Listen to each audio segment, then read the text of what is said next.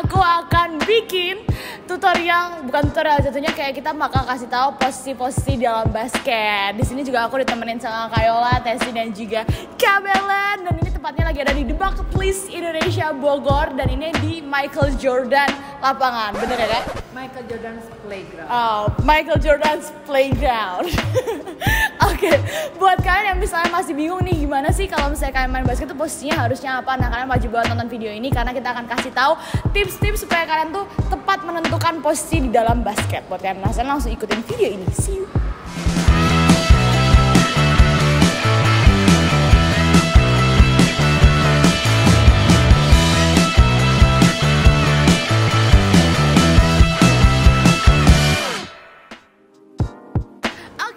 Posisi pertama di basket itu adalah playmaker atau biasa disebut point guard. Nah, di sebelah aku sudah ada yang biasa main playmaker. Ada Kayola dikit-dikit, guys. Jadi, boleh dong Kayola dibagiin tipsnya kalau misalnya orang tuh posisi playmaker tuh harus yang gimana sih?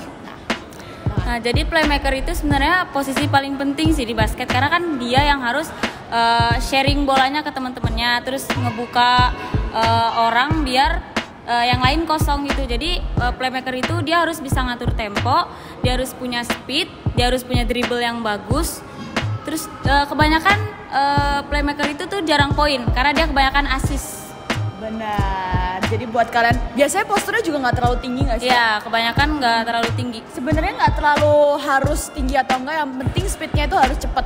Benar ya? Sama dribblenya harus bagus banget sih kalau misalnya playmaker. Iya benar. Karena dia yang biasanya kayak ngatur polanya mau apa, terus habis itu dia harus yang kayak nenangin temponya gimana, jadi harus ball handlingnya bagus. Benar, gitu. guys.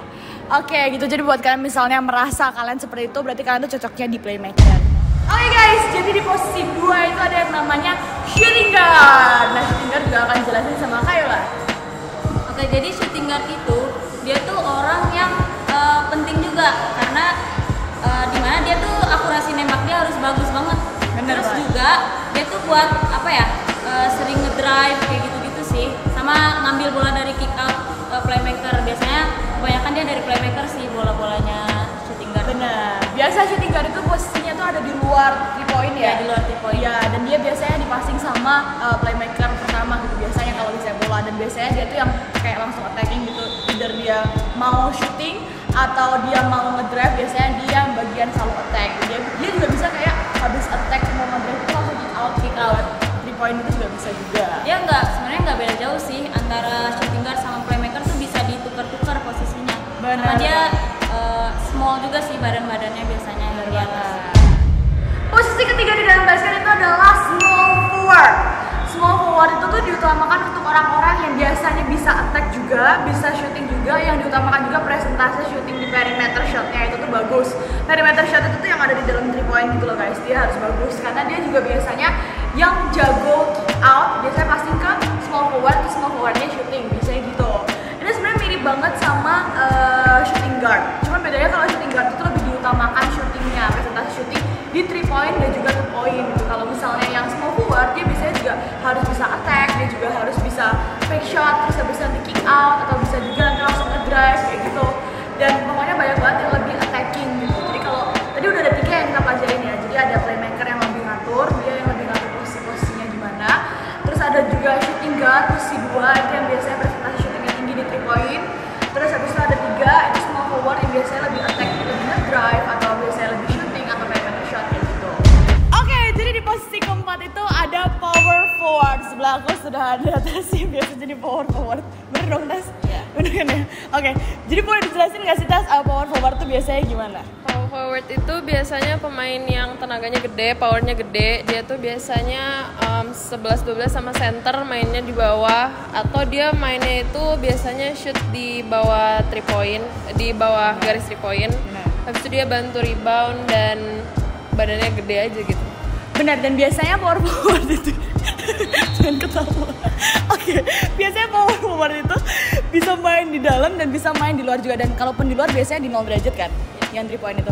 Yap, bener banget, karena aku dan Tess itu biasanya power forward. Karena kita tuh kalau mau di 2 juga sebenarnya agak nanggung kan, 2-3. Cuman kalau mau 4-5 juga nggak besar-besar amat gitu. Iya, benar-benar. Jadi biasanya buat kan yang orang kayak kita, yang Ya, orang kita kayak kita mainnya power forward labil gak tau. Benar.